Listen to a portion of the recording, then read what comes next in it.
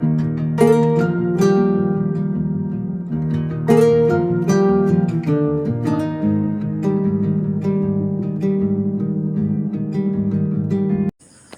sahabat channel Harapan Baruku Transmigrasi UPT Saluande yang menuju tengah Sulawesi Barat.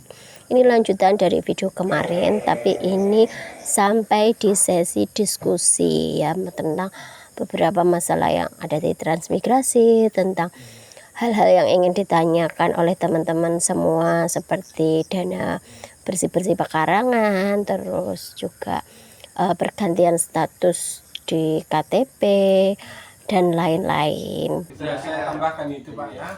Sudah saya pindah ya tadi jauh. Ya, saya tambahkan yang kemarin saya lupa itu Pak.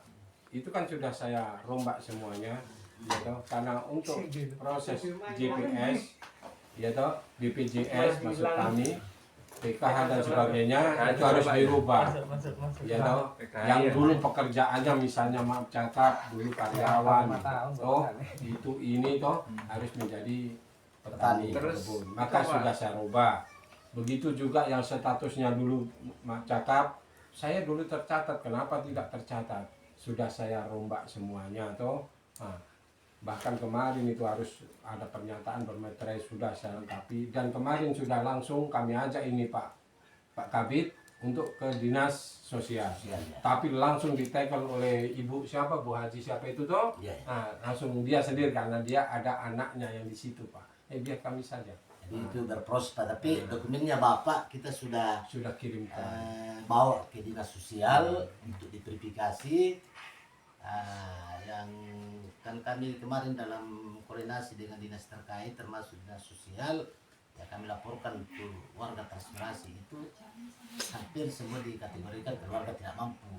Jadi mudah-mudahan tidak ada yang tidak dapat BPJS kesehatan, ya PKH yang memenuhi kriteria, karena itu PKH memang ada kriterianya, biar kita tidak mampu, kalau tidak ada anak sekolah itu tidak bisa masuk. Begitu juga Pak IP dan sebagainya itu.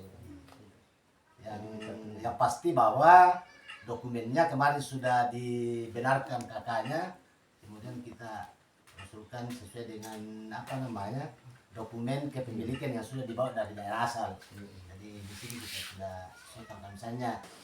Oh iya Pak, satu hal yang belum sempat kepikir tadi karena bawa karet. Itu sebenarnya kalau biaya untuk perbaikan fasilitas umum seperti bak air itu kira-kira kan sudah belahnya sudah terlalu lebar itu.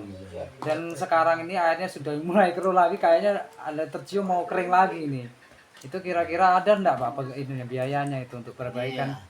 Iya, itu juga memang kita sudah laporkan. Ini kan kegiatan ini istilahnya di pihak ketiga kan. Biasanya itu pihak ketiga itu punya dana pemeliharaan hanya dalam batas waktu tertentu, misalnya 3 bulan. Selesai itu dianggap misalnya tidak ada masalah, jadi sudah dianggap selesai. Ini terkait dengan perbaikan berikutnya ketika ada kerusakan, itu baru kita usulkan baru lagi. Seperti itu ada persoalan seperti ini. Tapi karena itu yang langkah-langkah yang biasa kita ambil, pasti kita kalau ada yang bisa diswadaya gotong royong, kita benaya apa adanya sambil kita mengusulkan untuk perbaikan itu. Selalu ada evaluasi Pak, hanya ya namanya permohonan itu ya Belum tentu ACC. ya bisa dipastikan ada atau tidak, hanya biasa kita lakukan seperti itu. Tapi biaya pemeliharaannya itu kadang-kadang setelah 3 bulan itu pihak ketiga sudah tidak mau keluarkan lagi anggaran. Itu persoalan karena pekerjaannya tidak maksimal. Jadi memang masalah air ini untuk teman-teman yang di atas itu memang sering banget ya, itu untuk benerin ya. Kadang itu saluran air kemasukan batu, kadang kemasukan biawak, kadang juga pernah kemasukan tikus ya. Terus juga bak tampungan air yang di embung itu retak dan lumayan besar ya. Jadi hal ini kan tentu saja menjadi kekhawatiran kami. Makanya di sini ditanyakan apakah untuk dana perbaikan itu ada dana atau memang kita harus gotong royong sendiri, swadaya sendiri begitu. Misal kami harus gotong royong itu tidak masalah ya, yang penting bahannya itu bisa sampai atas gitu ya, karena memang kayak semen itu kalau di bawah itu harga 70, sampai atas itu 85. Yang penting tuh bahannya aja lah yang naik ke atas, misal tenaga atau memang kita harus swadaya dana itu tidak masalah ya, karena ini untuk kepentingan bersama. Karena masalah air ya ini tuh penting sekali ya, apalagi buat untuk kebutuhan sehari-hari, belum lagi kalau harus nyiram tanaman gitu ya. Dengan Sulawesi yang panas sekali itu butuh banget ya tanaman itu, kalau siang kalau nggak disiram udah layu nggak karuan pokoknya. Jadi hal ini tuh menjadi hal penting yang perlu ada penyelesaian ya, karena kalau nggak diselesaikan ya, apalagi sering macet, sering mati gitu ya, yang ada nanti bakal rame, yang di sana ngiranya ini, yang di sini, padahal yang di embung ini memang stok airnya itu habis gitu loh. Jadi kalau bisa ya dari dinas semoga Sudah diusahakan saya kan. survei rumah-rumah yang tidak ada apanya ini, KWH. instalasi yang tidak ada KWH-nya, sudah saya contreng ini, saya bikin proposal berapa nih Pak Muiz ya, berapa, sudah saya kasih ini, berubah lagi, nah, sampai kemarin terakhirnya ya Pak Muiz sendiri toh langsung bikin proposal ke provinsi ya, tinggal ya itu loh Mas, kok sekarang ngenteni gelang dipasang dari pemerintah. Ayo Pak, kita di sini kan sudah berjalan sekitar 4 bulanan ya. Untuk apa ya? Untuk bantuan pupuk seperti itu apakah tidak ada atau cuma sekali pertama itu aja atau gimana? Soalnya di sini untuk nanam sayur atau di pekarangan sendiri untuk tanaman jangka pendek sendiri kan kita bisa lihat sendiri kan tanahnya kondisinya seperti apa. Misal kita mau beli pupuk kandang pun harganya juga ya tanya sendiri sama yang sudah pernah beli itu kan, itu cukup lumayan mahal juga kan. Itu apakah tidak ada bantuan pupuk buat kami di sini? Tetap pada seperti kemarin itu ada istilahnya PSB. Kemarin ini dapat kesempatan 2023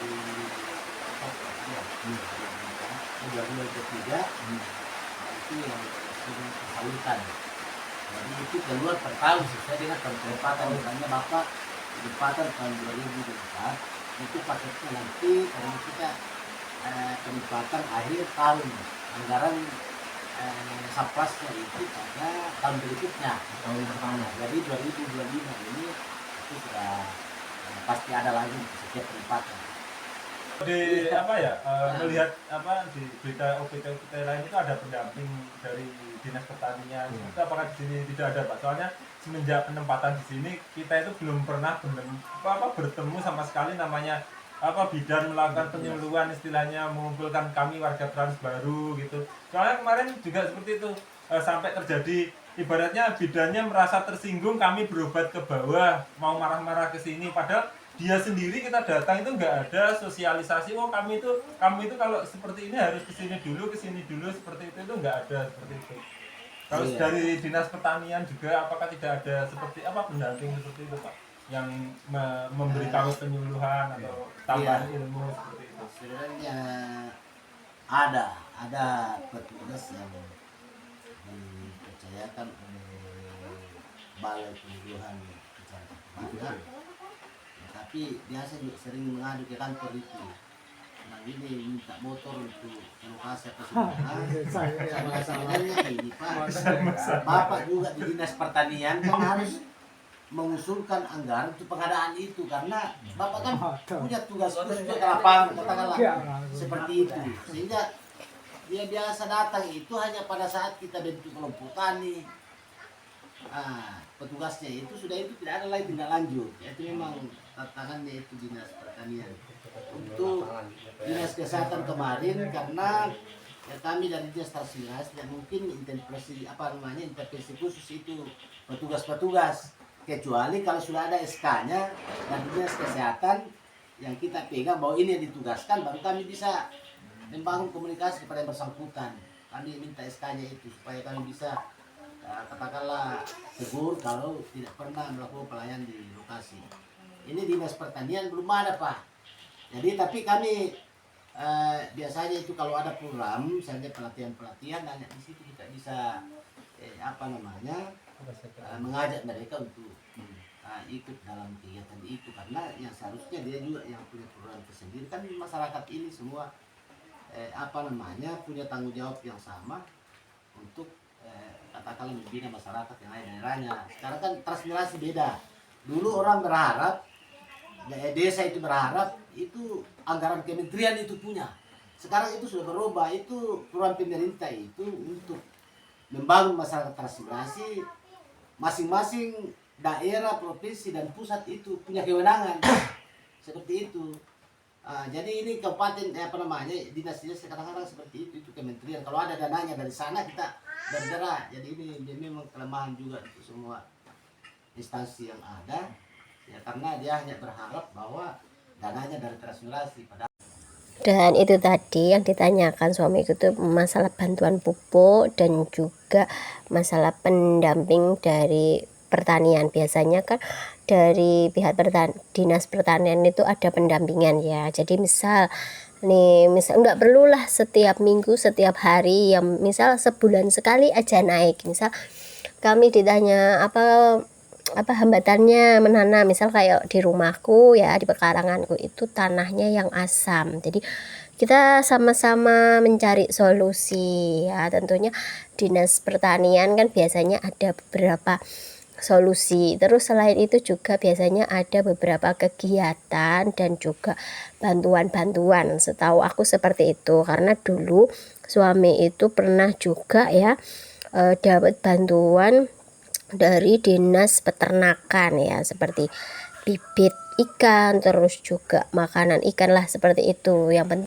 Terus kemarin aku juga baca nih di akunnya transmigrasi Pak Kementerian ya, Menteri Transmigrasi Pak Iftitah, bahwasanya dinas transmigrasi akan bekerja sama dengan dinas pertanian ya. Jadi untuk selain untuk efisiensi anggaran, tentu saja untuk kemajuan ekonomi, seperti itu. Mudah-mudahan habis ini dinas pertanian ada program ya, bisa menggandeng kami sebagai masyarakat transmigrasi, begitu. Amin, semoga saja ya. Dan ini Pak Bazir juga baru datang ya, tadi kayaknya mungkin nyusul ke lahan ya, terus kayaknya semua udah pada ke sini, terus langsung aja nyusul ke sini nih. Dan ini mohon maaf kalau suaranya agak berisik, karena memang pas ini tuh hujan gitu loh di atas itu, dan anginnya cukup kenceng. Jadi sebenarnya ada juga ya kelompok tani itu, anggotanya itu kalau mau bikin kelompok tani itu sekitar 20-25. Nah, sedangkan kelompok tani yang udah terbentuk itu kan anggotanya udah terpenuhi. Jadi kalau kita mau bikin kelompok tani baru ya, itu tuh kami kekurangan anggota. Sedangkan bisa saja kalau kita bikin kelompok tani, kita bisa mengajukan beberapa proposal gitu ya, proposal bantuan ya, tentunya seperti mungkin pengadaan kandang kambing dan lain-lain, terus atau ada yang mau pelihara ikan gitu, kita bisa ajukan ya. Dari diskusi ini tadi tuh kayak masalah dana ganti bersih-bersih pekarangan itu juga memang belum keluar. Terus juga masalah KWH listrik itu sudah didata, sudah pengajuan, tapi kita tunggu saja gitu. Terus kalau pengadaan pupuk itu biasanya per tahun. Terus kalau untuk pendamping pertanian itu ada, hanya saja dari dinas pertanian itu kayak belum ada lah ya programnya ke situ. Jadi intinya balik lagi ya, kita itu lagi efisiensi anggaran. Jadi beberapa program itu tidak bisa berjalan maksimal karena adanya efisiensi anggaran itu. Jadi semoga setelah ini ya pemerintah pusat lebih mempertimbangkan lagi, kalau ingin program-programnya itu berhasil, mungkin ya efisiensi anggarannya itu enggak yang ini banget ya, karena dampaknya itu seperti jaduk aja kita telat ini ya. Terus banyak hal lah pokoknya yang berdampak lah dari efisiensi anggaran, apalagi dana Kementerian Transmigrasi itu kan berkurangnya banyak banget ya dibanding di tahun lalu, apalagi tahun-tahun sebelumnya. Dan akhirnya kita sampai di penghujung video ya. Terima kasih untuk teman-teman yang sudah support channel ini, yang sudah like, komen, dan subscribe. Semoga teman-teman semua selalu diberikan kesehatan, kebahagiaan, dan juga kelancaran rezeki. Amin.